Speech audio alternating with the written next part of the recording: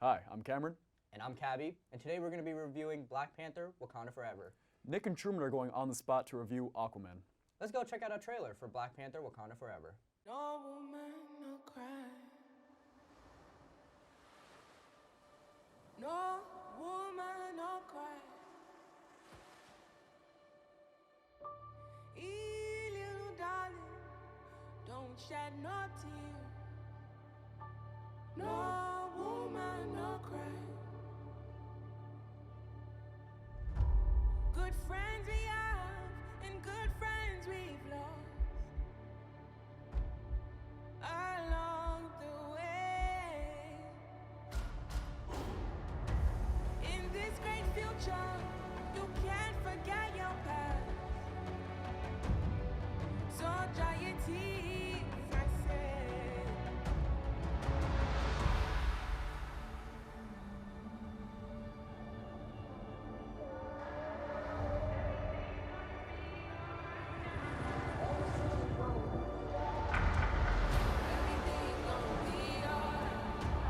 Everything's gonna be alright. Everything's gonna be alright. Everything's gonna be alright now. Everything's gonna be alright. Everything's gonna be alright. Everything's gonna be alright. Everything's gonna be.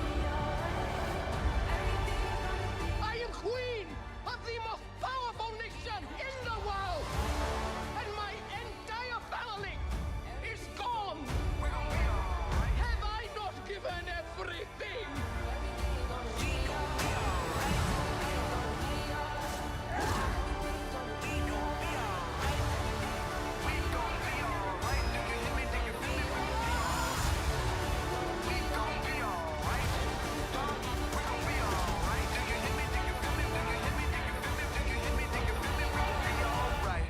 And when I wake up,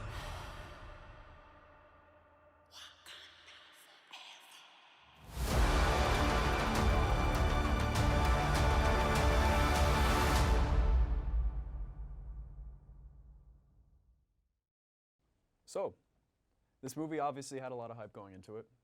What'd you think? I personally really enjoyed this movie. Starting off, it was an extremely emotional movie. Yes. Let me tell you, watching this movie at like 10:30 at night on a Thursday night, and it's just there's so many feels, and it really, really hit home for me. I thought there's obviously so much to say about the movie that they did better than the first one. They could have done a little better compared to the first one, but we can go into that much later during this review. But I enjoyed the movie very much. You're really right when you say it's an emotional movie. Like, the movie immediately hits you with a gut punch. And it's one of those things where, like, you know it's coming, but it still like really sucks. And I really did appreciate Marvel doing the Marvel title sequence, and they only showed Chadwick Boseman in Black Panther. Yeah, no, that was, and I appreciated like the moment of silence they had for it. I mean, it was also really cool because when I watched it, I watched it with a lot of kids from the school, and you can really tell the respect they have for Chadwick Boseman, the character he played, T'Challa, because I mean, everyone was quiet. And Yes. it was really that whole opening scene, it was. They couldn't have done it any better, in my opinion. Same for thought me. that I was in the really show. well. I was in the showing before you, and the theater was pretty packed. And usually they'll have like one or two jackasses do some stuff. The entire theater was quiet. Yeah, no, it was really good. So the movie starts off like immediately with T'Challa dying, and so then it goes to a year later, and the family's still dealing with the trauma and the sadness of losing T'Challa, and then Namor the Submariner comes, and so there was a scientist that created this machine that could find vibranium in the ocean. And so Namor the Submariner comes and has said, find me the scientist or I will destroy all of Wakanda. So that's kind of where it goes in, and they find out that the scientist is a 19-year-old in college. Yeah, a 19-year-old studying at MIT. At MIT, so very smart, but not what they were expecting. Yeah. So, and that's kind of basically the whole thing. And Namor wants to kill the scientist, and they want to protect her. Yeah. So that's kind of like the basic beginning plot of the movie with no spoilers. Right. So, yeah. What'd you think of that whole? I thought it was very interesting. Obviously, when they prefaced that it was a scientist, you would think it's like some old scientist that has been working, because the way they talked about the scientist going into it. I mean, It's a very advanced scientist. yeah, like the scientist, he or she, they didn't say it at first, was able to make this, this crazy invention using parts from like a junkyard and some parts, that would have had to been made for it itself.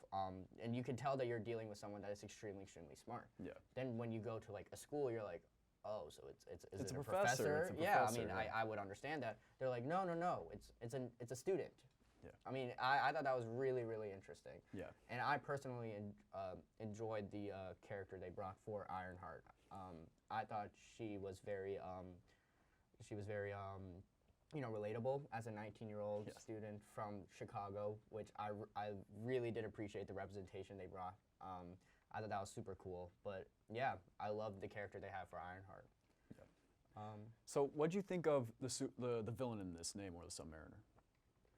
I think Namor is, once again, another interesting villain, to say the least. You understand where he's coming from. Yes. It's similar to what Killmonger and where he was coming from in the first movie. They just want to do what is best to help their people. Yes, and he's trying to protect his people because, as you can see, the U.S. government's already using those vibranium, like the detector, and he knows that if they find it, as you can see at the beginning of the movie, people try to rob Wakanda for their vibranium. So he's definitely worried about that, and he's had a history of people stealing from his people in his land. Yeah. So you can definitely completely understand why he's so yeah. Like you can understand where he's coming from. Like Yes. he, at the end of the day, he just wants to help his, protect his people. like their identity, and they don't want to be known to the world. Yes. While that is true, similar to Killmonger as well, he's just extremely violent as where he goes to, and that's part of the villainy of him. I think it was just it was super interesting the way they brought in his culture as well. Yes. I mean, the flashbacks to show where his whole villain story, I guess, villain origin story started from. I mean, seeing how his people were treated when he went back, and it was really, really interesting, and yet again sets up a really interesting villain to kind of stick around with. I mean, you can't completely hate the guy. Yeah. Namor, I mean, he just wants what is best for his people. Does he have to go and burn the whole world down? Not really. I wouldn't say so, but I understand where he's coming from. Yeah. And I think Marvel does a great job, at least in the Black Panther franchise, to build villains who are not super hateable. It's where you understand their cause and their plight, but you feel like there are better ways that they can do it. Yeah. So do you think he measures up well to Killmonger? Because again, we talked about in the review before this for Black Panther that we thought Killmonger was a very good villain. Do you think he measures up to Killmonger as a main villain in this? As of now, I still want to keep Killmonger as in his league of his own with Loki and a handful of other villains. But that's not to say Namor is not a really good villain. Obviously, when you look into the details of Namor, super insanely strong villain. I mean, he can fly, he can swim, he can practically do everything. Controls water. Yeah, I mean, he is a hard villain to kill, right? I mean, he's an extremely strong villain, which I'll give credit to. It's just I don't know what it was about Killmonger, but it was his character. Maybe it was the actor who played it, Michael B. Jordan, who played that Incredible. role very, very well. But it's hard for me personally to measure up any sort of villain up to his off the bat. He's a top tier Marvel villain. Yeah, and I mean it was just I watched it just yesterday. I mean, obviously I would love to watch it again to really look into it, and maybe maybe after a second watch it I'll be like, yeah, I can put him up there confidently. But as of now, Killmonger is still really high up there for me. The thing I really liked about Namor was that he just seemed like such a big threat, which is true. He was a huge threat, and there are times where I'm like, how are they gonna defeat this? Of course, I knew they were gonna end up winning in the end, but still, it's how are they gonna? I mean, there were times when you were like, his army was so massive, yeah. so hard to damage. I mean, he was referred to as a god by his people. I Yeah. mean, you don't give that title around lightly to people. You have to be a different type of strong in order to have that sort of title. And No, I agree with you. There were a lot of times where it was just like, are they gonna win? Like in a Marvel movie, Yes. most of the times, obviously the superhero is gonna win, but it's just there were a lot of instances where it's like, are they gonna win? And, it's a little difficult to kind of see that happening. But yeah, I agree with that. Yeah. So a big part about Black Panther, the original, was its soundtrack. It had a very good soundtrack that came with the movie. What did you think of this one? I think they did a great job with the soundtrack yet again.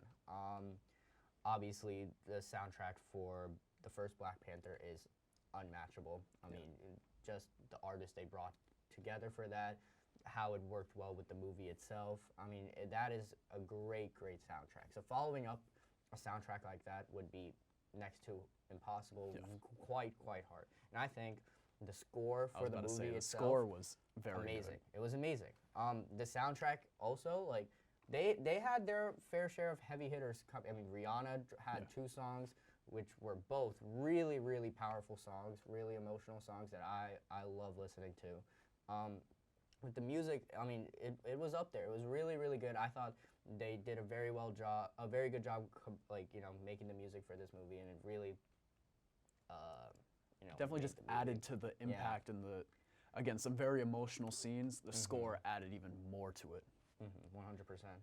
And we're gonna now go to commercials. Welcome back to Review Crew. On today's episode, we're going to review Everything Everywhere All at Once. Here's a trailer for Doctor Strange in the Multiverse of Madness. Let's talk about this movie now. Let's talk about it. I liked it a lot. I love Kick-Ass. There are parts of me that want to just go through frame by frame and see every single multiverse when they'd have those Yeah, flashes. the big flashes. Me too. Talented, funny, handsome. Tim, Come on. you got it all, buddy. You're like my own Flatter me. person. Look when who's I'm a talking. kid. Come on. See you next week.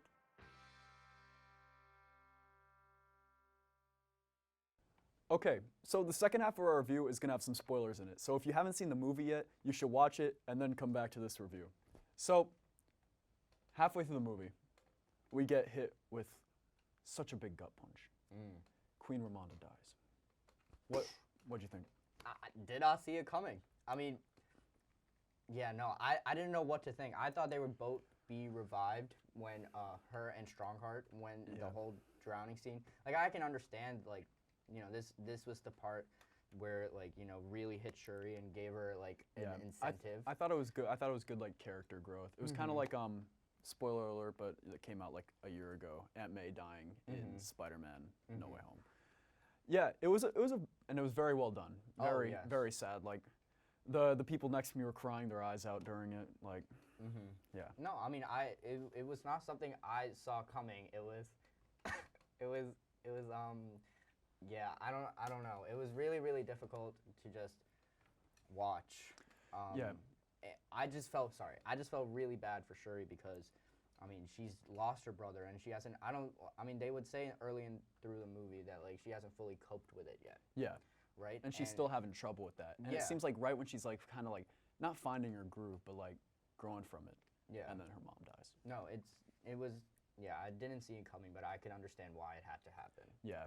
I saw it coming because I don't know how much longer they're going to keep Angela Bassett in the series. You know what I'm saying? Like, again, kind of like Marissa Tomei in the MCU. It's just like, usually like the parental figures sadly always kind of end up dying in the MCU. So if it wasn't this movie, it's probably going to be next movie or other movie in the Marvel Cinematic Universe. Yeah. So I thought that was a very good way to kind of like not really end half one, but kind of end half one of the movie, even though it was a little bit past half. But you get my point.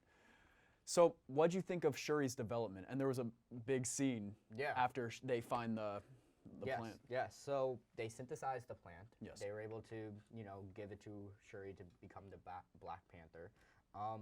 And obviously, that whole process, she goes into the ancestral land. And she meets an ancestor. She'll meet an ancestor, yeah.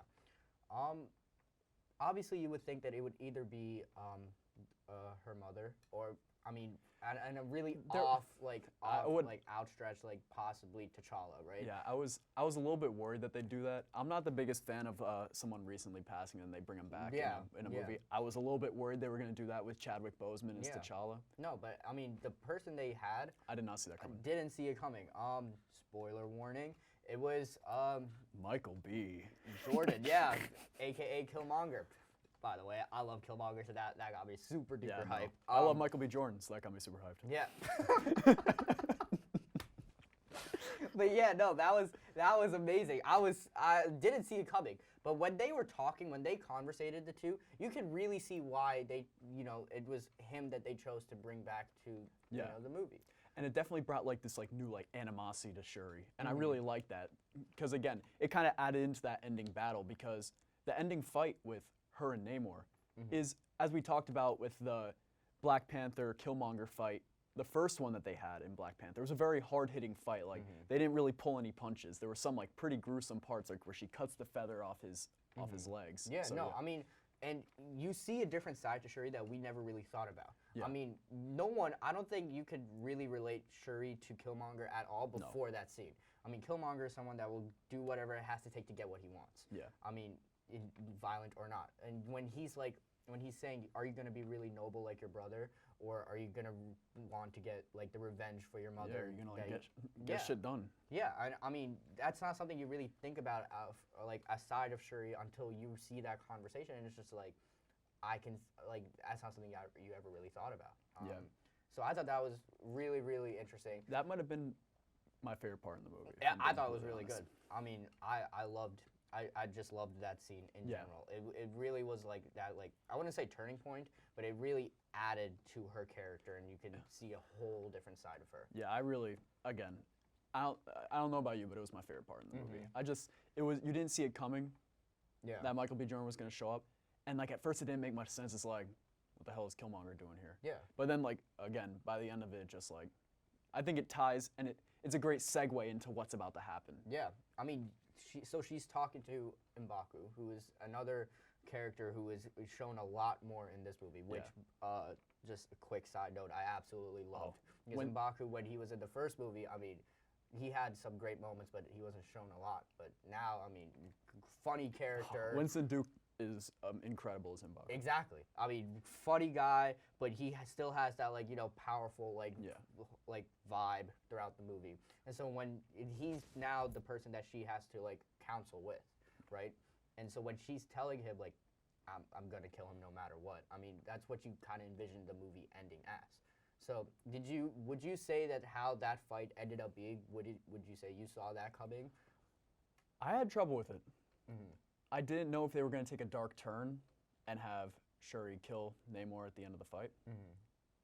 Part of me saw that coming. Part of me was like, I don't think they'd keep Namor to just one movie. Because, so I think Namor has a bigger part in this series. I think he's going to be in I think he's going to eventually be in Fantastic Four because he was the first villain in the Fantastic Four comics Volume 1, published on July 4th, 1961. Wow. A very astute, great piece of history. a very astute, Okay. a very astute friend of mine told me that. Okay, throw the receipt out. Yeah, Okay. a very astute friend of mine said that. But so that's kind of the only thing that kept me from him not being killed was that Namor's like a decent sized character, and I didn't think they'd only relegate him to one movie. Yeah, no, I mean, again, great little part of her like character development. I mean, it's just you see her as this like bloodthirsty, vengeance-seeking type of person, but when she was left with that choice of whether I should like kill him off or not, she has that like, I've bested you. I've shown you that I'm stronger than you. That's all I need to show. Like I mean, don't not mess only with me did she anymore. not kill him, but she said, They started we'll help kind you. of an alliance. Yeah, I mean, she'll help with whatever they need, which was all at the end of the day. Is Which what honestly Namor would have wanted. and it honestly would have worked out better Yeah. if Namor had just accepted that in the beginning instead of like just trying to like destroy the world. No, I mean, I thought that was great. Speaking of the final fight, what did you think of this final fight compared to the last final fight? It was a lot better. Okay. There were some problems with it, such as like there was kind of an overuse of slow motion just throughout the movie and all. And that's a big criticism Yeah. I would throw out there for Yeah. as great as the movie But was. it was better than the final fight between Black Panther and Killmonger. I agree. I really, again, I told you before, I really enjoyed the Namor Shuri fight at the end because, again, I like the hard hitting stuff because again, Marvel likes to do kind of like big like action packed, super extravagant. This one was just like Shuri has like a spear in her gut. Yeah, I mean, Namor's no like one saw that coming. Namor's like dying of like Yeah. he's drying out. So and yeah. I mean, I thought not only was the final fight scene just good in general, like the final fight scene in the first Black Panther, CGI was like not the best. Pretty jank. I mean, it was like a subway fight, and that was about it, right? I mean, this fight, like, it started from when they were in the middle of the Atlantic Ocean, and it like carried on for a long time. Onto Shuri's like her ship, yeah. and then they gone to the desert. I mean, I thought it was a long fight, which I enjoyed. One small thing, they were so close to the water the whole time. I never understood why Namor didn't just like run for the water almost immediately. Like instead of just trying to fight her, maybe he was like conceited. But I don't know why like the water was like right there, and why he doesn't just like make a run for the water and get like a lot of his strength and power back. Because if that happened, he probably would have been. I think he was so blinded by, you know, what Shuri was doing, and like he just wanted to make sure that was done before anything else, and that's really what he wanted to, you know, take care of. There was something that my friends had noticed that I didn't really think about at first. You know how the suit has kinetic energy, right? Yes. She didn't really use much of it in the final fight. Why do you think that was? Like maybe it was like her first time in the suit. Maybe, you know, I don't really. No, it was just a little thing I thought was interesting. I get you. I think it was probably her first time in the suit. She's like, you know, just getting used to the suit and all. Even though she helps design, helped design it, but like you know. So, what would you give this movie out of 10? I would have to go with like an 8.5.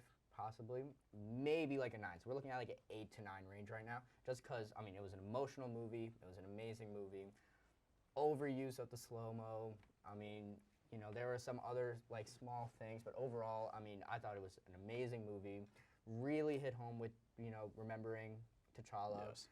I thought it was just, it did everything it needed to do and much more. So I'm gonna give it a solid 9, a 9 out of 10.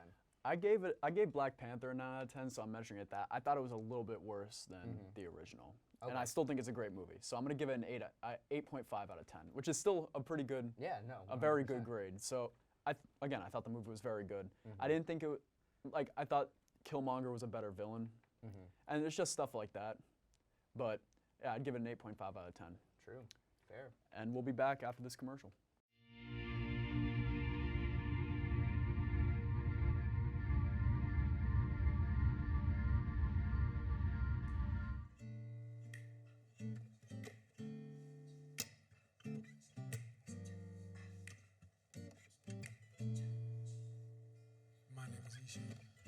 Hi, my name is Sadie Miller. My name is Luke Brady. I go by Saint Luke.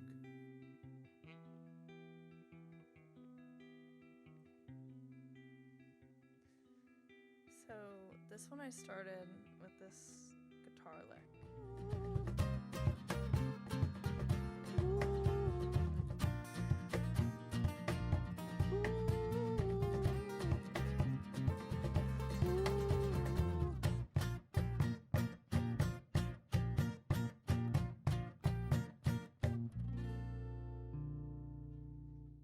Now we're gonna swim on over to our on-the-spot correspondents, Nick and Truman, who are reviewing Aquaman.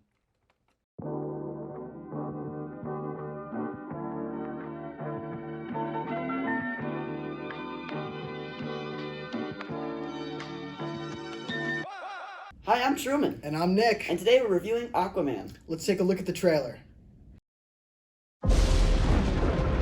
My father was a lighthouse keeper. My mother was a queen. But life has a way of bringing people together.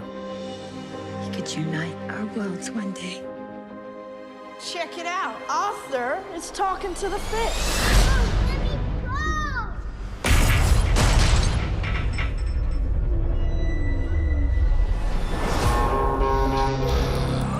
They made me what I am.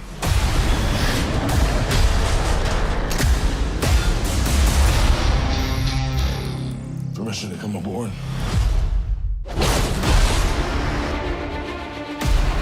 I've been looking for you. Your half-brother, King Orm, is about to declare war upon the surface world.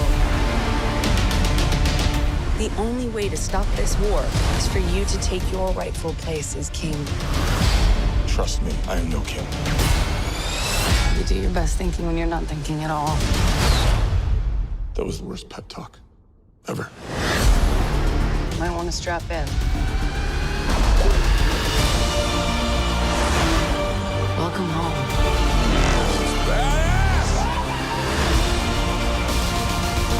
My brother has come from the surface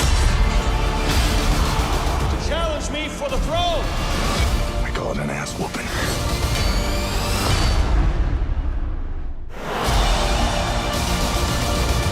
I'm no leader. I came because I have no choice. I came to save my home and the people that I love. You think you're unworthy to lead because you're of two different worlds. But that is exactly why you are worthy. That was awesome. The war is coming to the surface, and I'm bringing the wrath of the seven seas with me.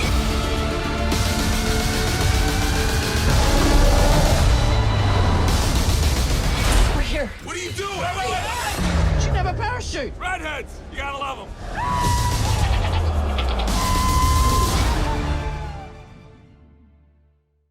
Whoa, surf's up. What did you think of Aquaman? Cowabunga, man, I felt nothing. I hate this movie. It's really bad. It's really a bad movie. Truman, what did you think of Aquaman? I thought it was just immediately okay. I watched it and I was like, oh, it's fine. It was fine. It didn't make me feel anything good, but it didn't make me feel anything bad. It distracted me for 2 hours. From the and infinite 23 void. minutes. From the infinite void of misery. Yes, Which this movie is really long. It is pretty long. And I feel like you feel that length. I didn't because I got lost in the bubbles and tides of the ocean that it displayed. That makes all of the sense. I really felt the weight of the time that this movie took to from beginning to end. I thought it was really, really long feeling. I'm in the middle of feeling nothing about it, nothing at all, and slightly tipping towards it's bad. Because there's a lot of bad stuff in this movie, CGI, plot, just, it's all dumb. Dialogue's weird. Every time, there's this character, Vorm, played by Patrick Wilson, who I like him, he's a fun actor. But every time he enters the scene, he goes, oh, it's not just what's going on. It's like, you can't do that every time. You're playing yourself out at a certain point. That's what he does. I'm sorry for being loud, but it's what he does. I'm trying to be accurate. That might be slander. I don't know if he does that. He does it. He does it every time. One performance and character I guess I really want to talk about is, titular Aquaman over here. He is just whatever the story needs him to be at any point, right? He can survive literally anything. It's what's happening. I think in the first 20 minutes they make the mistake of showing that he's impervious to bullets and stab wounds. So I'm just like, I'm watching it and I'm like, I know nothing's going to happen to this guy. Yeah, and then Black Manta shows up, which cool, I like Black Manta. And he shows up and he's like, oh my gosh, he might be a threat. And he shoots him with like a and then nothing happens to him.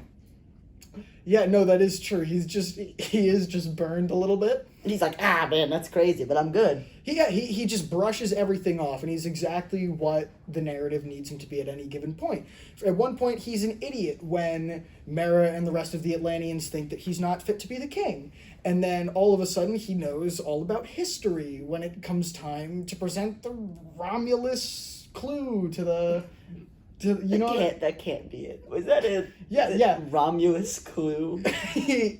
There was a clue to get to the trident, and he just knew it. And he's like, oh, I know all about the old kings. Yeah, but he makes himself out to be this idiot this whole time. Yeah, I do generally like kind of like fun ancient names. Romulus Clue was my nickname in high school, so I did feel a little personal connection there. What do you think about the mom being alive? Kind of like almost like an Ant-Man type thing, where it's like the Wasp was still alive, played by the same character. That's crazy. Played by this no. But no, not the same character. I will say that right. It's not even played by the same actress, which I did think that it was. I did too. She's played by Nicole Kidman it's as opposed the to the person from Ant-Man was being played by Michelle Pfeiffer. They're not the same person. I thought they were. They are the same person though. It's like, what? I've been down here. Hello.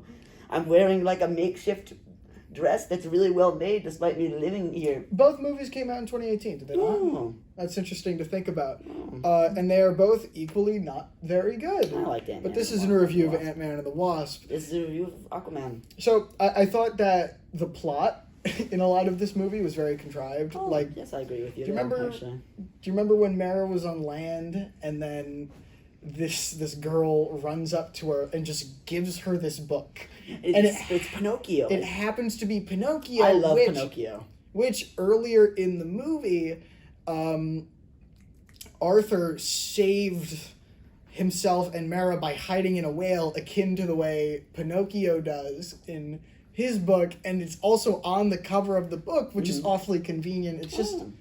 It is fun. Yeah, it's just a contrived plot. Also, the amount of times that people are talking and having discussion and suddenly, whoa, like explosion, like it happens like 3 separate times. It's fine with once. Like, you know the times where it's like they'll be having normal dialogue and suddenly like interrupted and it's like, whoa, surprise. You can't do that every time. It does get old after a while. Yeah, there's so much of this writing in this movie that I just hated. Yeah, well, I don't understand. It's like, you know, they're like, oh, we were this civilization, we sunk underwater, and we evolved, which I can understand how they evolved. I can suspend my disbelief where, like, they evolved to breathe water, they evolved to have little fins. They don't turn into crabs. They would not turn into crabs. They would not turn into giant crab people that go, oh, the kingdom of the bride will submit to you. He wouldn't do that. That wouldn't happen. That would, in the real world, probably take hundreds of millions of years. Which, do we know in this how long ago Atlantis sank? Putting you on the spot here. I don't remember them saying a number, and if they did, it washed over me akin to the tides of Atlantis itself. That is a beautiful way of putting it. There was one thing I really wanted to talk about in this movie, which is some of the, like, I guess, directing shot styles in it. There was this one long take right at the beginning. I was like, oh, cool, they're doing, like, a long take where the mom, what's her name? It doesn't matter. Atlantis. It's not Atlantis, but the camera's like revolving all around her, and it's like, it's kind of neat. If the CGI wasn't bad, it would look good. But Truman Lab. Yes. What do you think of Aquaman? What would you give it from 1 to 10? I'd give it a salt of the ocean 6. I don't know why I gave it that adjective, but I'd give it a 6. All right. Out of 10. I will give Aquaman a feisty 4 out of 10. All right. Well, that being said, we'll take it back to the studio.